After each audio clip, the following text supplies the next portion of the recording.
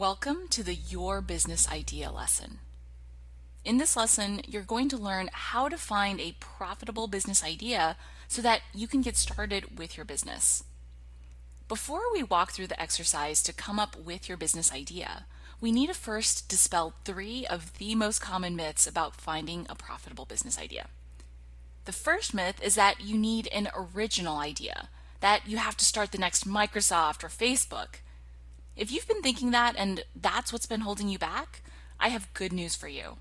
Starting your own business, especially your own service-based business, is much simpler than that. You do not need an original idea, and in fact, you'll very likely be doing something very ordinary and common. And that's enough, more than enough, to build a business that replaces your 9-to-5 income. The second myth is that the first business you start has to be your life's passion. That is completely untrue. You do have to enjoy what you do in your business, but your passion right now is to get out of your job and to have more time, income, and freedom. Your business is the tool that will get you there. So it's not about figuring out what your passion is and creating a business around it. It's about figuring out which skills that you already have can be used to create a business that makes that passion a reality. The final myth, one that you might be thinking, is that if there are already people doing what you want to do, why should you bother? Take a minute and think about how many different books you've read, restaurants you go to, and clothing brands are in your closet. There is always room for more supply, and competition is a good thing. That means that there's an established demand for that service.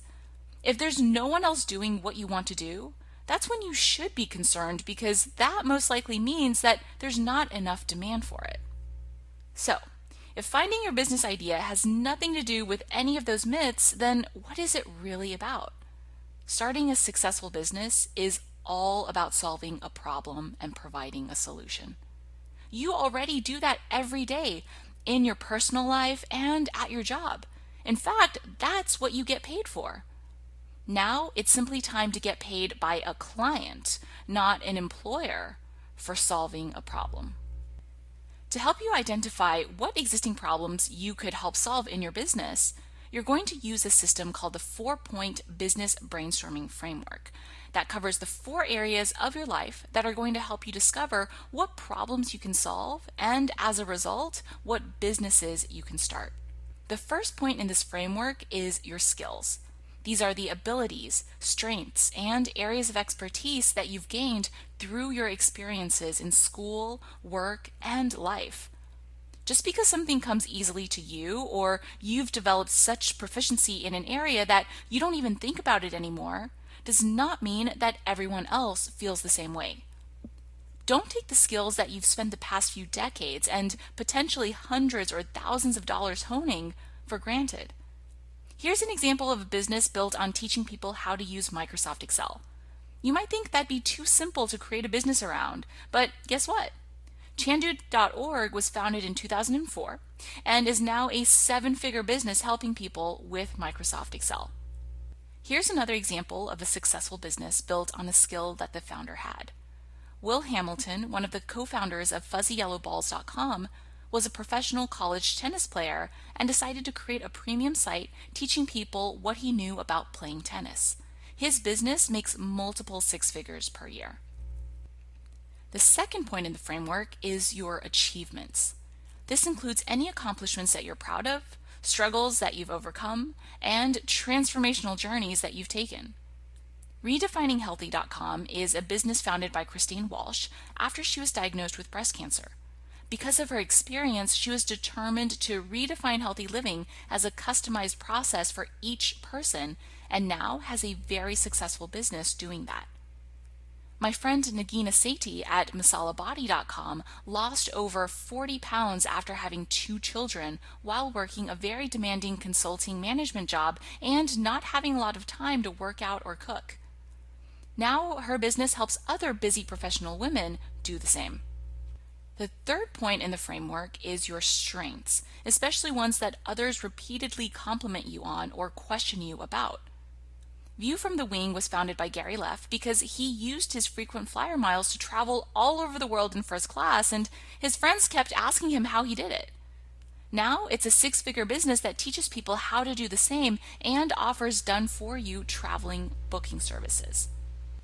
Here's another example of a successful business built on helping others with the strength that the founder had. Selena Soo of S2Group.com is an introvert who is brilliant at building true relationships with influencers. Now she runs a seven-figure business helping others build meaningful relationships and garner publicity.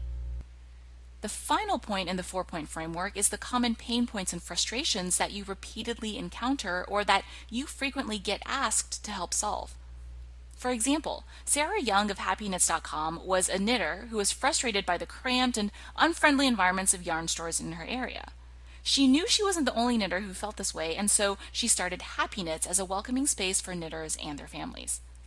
This isn't technically a service-based business, as she does also sell physical products, but the principle is the same. Finally, this last example is of Brett Kelly, who started a business teaching people how to use Evernote. All he did was see a problem and come up with a solution. He thought that Evernote was a great tool with not enough documentation on how to use it, and now he runs a six-figure business that helps people with that. To recap what you learned in this lesson, it's not that complicated to come up with a business idea. As we discussed in the introduction module, you're going to start by offering a service. And as you saw in this lesson, what you offer is going to be based on your existing knowledge base and skill set. Your next steps now are to complete the Your Business Idea Implementation Guide. In case you need it, the implementation guide also includes a list of common service-based businesses to help you figure out what service you can provide. Afterwards, move on to the Your Profitability Trifecta lesson, which will help you validate and hone your idea. If you have multiple business ideas, it'll also help you narrow down on the best one to start with.